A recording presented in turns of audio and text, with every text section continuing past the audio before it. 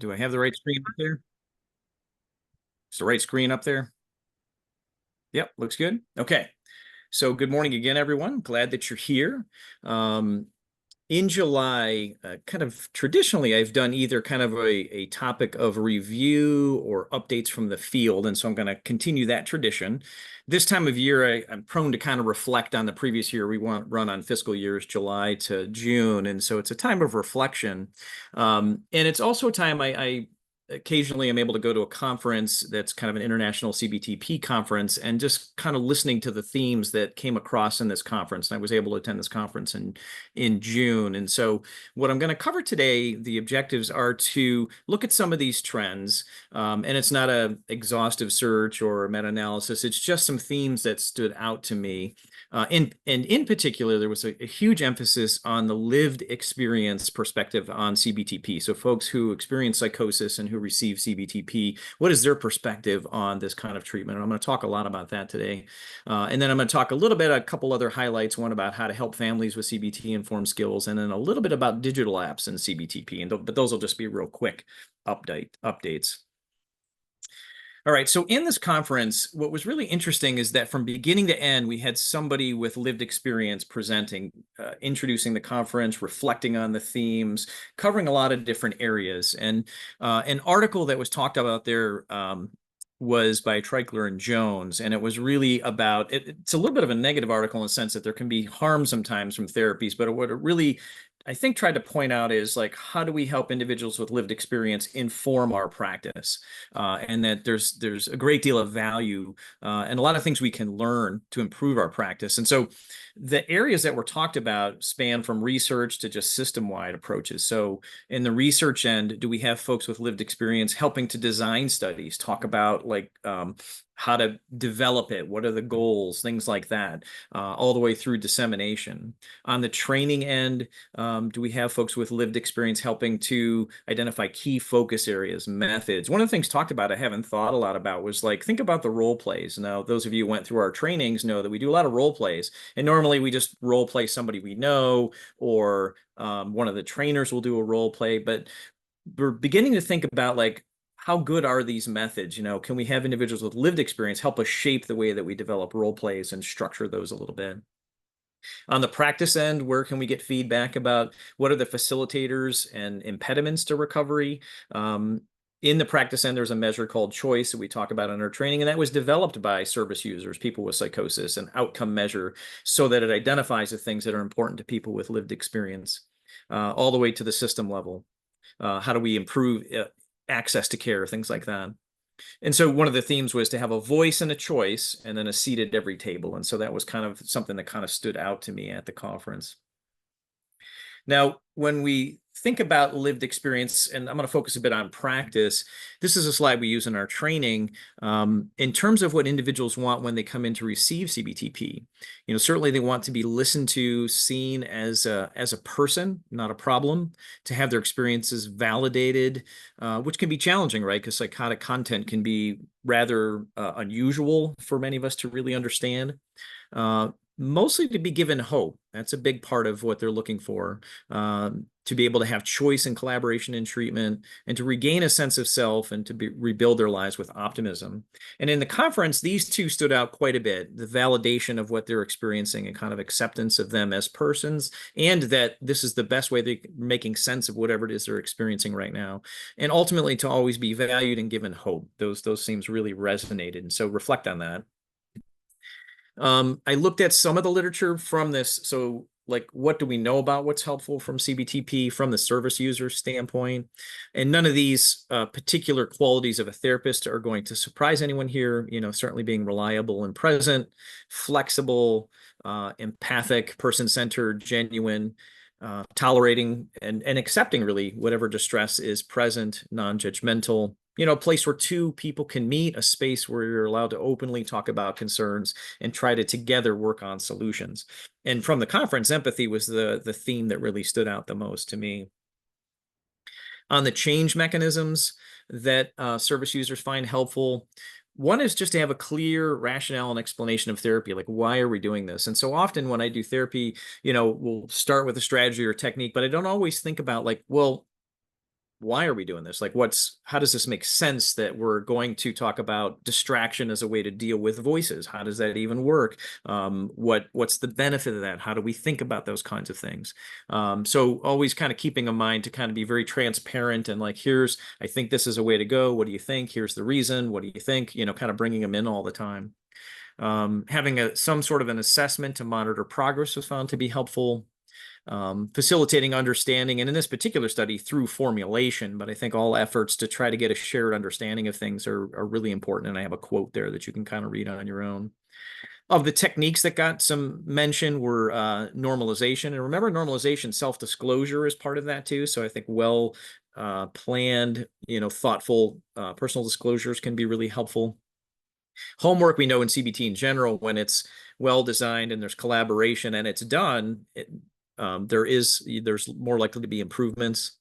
There was mention of evidence gathering and reappraisal of negative or unusual beliefs as beneficial. But there's a caution that goes with this, and that caution is we have to have understanding and acceptance first. It's got to precede the changing thinking or alternative explanations. In the Whittorf study, what they found was that when people used guided discovery in a way that was like really pushing a lot of alternative explanations, that it actually had a negative effect on the therapeutic alliance. And the thought was that if we're pushing too soon to like, well, what about this alternative, that alternative, that can feel invalidating and push back on the relationship. So just being cautious as we kind of use that sort of an approach. The barriers that we find that's often discussed in the literature and from the lived experience perspective, certainly there are systemic factors, and I have 2 review articles and the references to look at. We don't have time to get into detail here, but a lot of it comes back to social determinants, paying attention to contextual factors, as well as unequal access to treatment. One of the themes that came up on the individual factor level, we know that clinicians have biases, and we're human beings. We're going to have some of that, and it's sort of being aware of it. One of the things I hadn't heard about much before was this idea of privilege of belief. And this is the privilege of knowing that your own experience as the therapist of the world and your beliefs and your interpretations will be believed and accepted by others above another's interpretation, beliefs, and views of the world. So there's a certain amount of power imbued in that. And the challenge here that they talked about is that it could lead to ignoring the lived experience part or the part about meaning making. Now, again, don't get me wrong, there are a lot of psychotic experiences that are, very unusual, and it would be easy to say, well, there's no logic or reality based in it. But the idea is, how is the person making sense of it, and not to dismiss, but to try to understand as part of it. And the examples they use in the article are things where people have, made statements about, having successful careers or,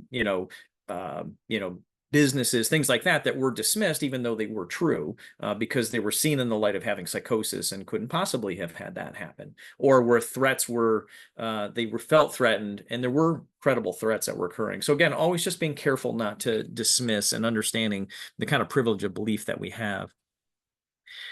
And what they tie it to is this meaning-making capability. And there's a really interesting article by Paul Lysacker and Rowe that's kind of from the metacognitive or the integrative perspective.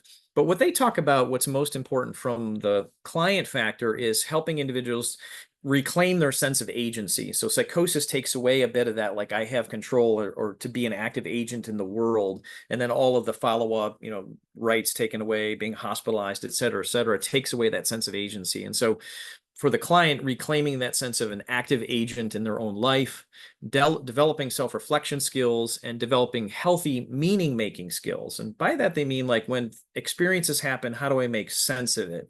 And the therapist on their part, from their viewpoint, is to help them make sense in healthy ways. And so the therapist needs to be open and vulnerable, not knowing the answer. It needs to be self-discovered. The therapist also pushes back against systemic stigma, and to really try to know the person's view and their pain first. And the skills they think are important are those self-reflection skills, but also how to bring in additional information into meaning making. So tying it back to that, like coming up with alternative explanations. And we train that. We teach that as one of the things that we do as part of CBT. The idea I think they're making here, at least for me, is that it's less about like, let's consider this alternative because I know it's more accurate or being right, and more about let me bring additional information in so that we can inform the meaning making, right? So I don't know what the ultimate meaning is going to be or correct for you, but let's bring in additional information so we have more things to consider. All right. It's kind of a subtle thing, but important. Listening to the lived experience stuff, I was reminded of Paul Chadwick's work. He has a great book on person-centered CBT. And he's the author that spends the most time, I think, trying to help clinicians think about their own biases and things. And he developed this idea of anti-collaborative mode.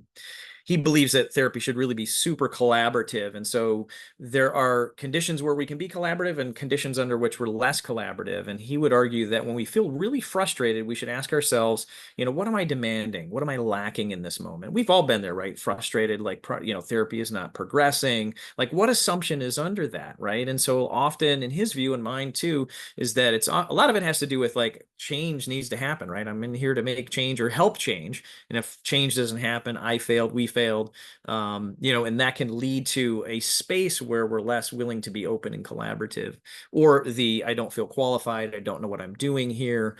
And sometimes that's out of safety, sometimes out of other things, but could lead us to be overly cautious. So anyway, he says, just be aware of, am I in a space where I'm not really open to collaboration? And we usually can tell by being very frustrated and tense, but also sometimes kind of rigid and sort of closed in our approach in terms of what we're doing. So just kind of some self-reflection points. He suggests that there are positive assumptions that we can make that can help this collaborative mode develop. So really reminding ourselves the core of people with psychosis is positive. Psychotic experience is continuous with ordinary experience. It's not way out there, something categorically different. And the therapist's responsibility is to radical collaboration and acceptance. So it's a commitment to the process of therapy rather than to achieve a very specific clinical outcome. So continuing to focus on process pieces, emphasizing understanding the source of distress, not the source of psychosis. So whether it's dopamine or whether it is a series of adversities that happen, I'm not saying dismissing those things, but what is the source of the distress for the person and how they understand it. And helping therapists to be truly themselves as fully as possible in that therapeutic encounter. And, so that commitment to process is really important. So hope is connected to process, right? This process of acceptance, reframing, meaning making. And I found a quote by Richard Rohr that I really like. Hope is the fruit of learning to suffer wisely and generously. So hope is the fruit of learning to suffer wisely and generously. So facing things, adversity, symptoms, all those kinds of things wisely. So thinking about skills, but the word generously always gets me because I know that when I get really frustrated and there's things I'm struggling with, I want to close and not be very generous and open with what I want to do. So thinking about process when we get really stuck and like I'm not making progress. This is just a review of kind of the standard CBT approach, meeting the person, not the problem, being an active listener. These are all things you guys know, checking the language, really using the language of the person you're working with, being very collaborative in sharing ideas without attachment. So trying to not let my ego be the thing that's driving the ideas. Reminding yourself it takes time. From the holding study, they asked folks, how long does it take to trust your therapists? And over half said at minimum 3 months, up to 12 months. So this does take time. It's not an automatic thing that happens right away. I think it's helpful to remind ourselves of that. And that there are things you can do to kind of check the alliance as you go along. There's a working alliance inventory. There's a short form that's about 10 items or so that you can periodically do to kind of see if you're on the same page, and it just asks questions like, my therapist and I see the problems the same way, or we're on the same page with goals, things like that. In terms of the lived experience perspective from the conference, they talked a lot about paying attention and normalizing when things don't go well. The research talks a lot about how great CBT can be, but that's often research from folks who completed CBTP, not the folks who had dropped out or left early. And it's very common to have setbacks, negative experiences, misunderstandings, just kind of normalizing that. And that kind of comes back to the process. One of the things they said at the conference that really kind of hit me was like, when things don't go well, less experienced CBT providers do more techniques. They try to throw more forms, get more things going. And I've certainly been in that space. And they said the more experienced CBT providers focus more on the relationship and formulation, going slower and more depth with the interventions, increasing collaboration, all right, and addressing therapeutic ruptures if they're there. So just some things to reflect on and see what resonates with you in your experience of practice here. Um, so that's not all from the lived experience perspective, but some key themes that I thought were helpful for us to review. Other topics from the conference I just wanted to mention, and I've mentioned this in one other echo a while ago. It's something called Psychosis Reach. And this is a program for family members and loved ones who are working with a loved one with psychosis. And the Reach stands for Recovery by Enabling Adult Carers at Home. And this approach provides training for family members and those natural supports, partly on recovery, partly on learning some CBT skills to take care of themselves, but mainly on learning some CBT informed skills to help to interact more effectively with their loved one. And they teach skills not unlike we teach in our trainings around the START model. They use an acronym called FIRST that has to do with strategies around falling back on the relationship, how to inquire curiously, review, skill build, try out the skill, some things along those lines. And there's a training approach that goes with that. You'll hear more about this later this year from Danelle and I. We're going to do a little presentation, a little bit more depth. Stay tuned. We're seeing if we can bring this approach to Ohio. And so we're kind of digging into it a little bit deeper at this point. So if you have an interest, let us know. Otherwise, look forward to this coming up in the future. And the final thing I wanted to mention was just from the conference, I was amazed at how many mobile apps are available for mental health support, and not just in general, but for psychosis. So Prime, Focus, and Choices by Voices Clinic all have applications, mobile apps for individuals with schizophrenia. There's a whole host of other apps that are available. I'll point out the Catch It app because it helps people use the Catch It, Check It, Change It. We do a lot of training on that in our trainings. The Chill Time app is something more for like the clinical high risk range, kind of younger adolescent app for that. And I do have just a form. I may have shared it before, but I can also put it in the iEcho platform to kind of look at that if you guys are interested.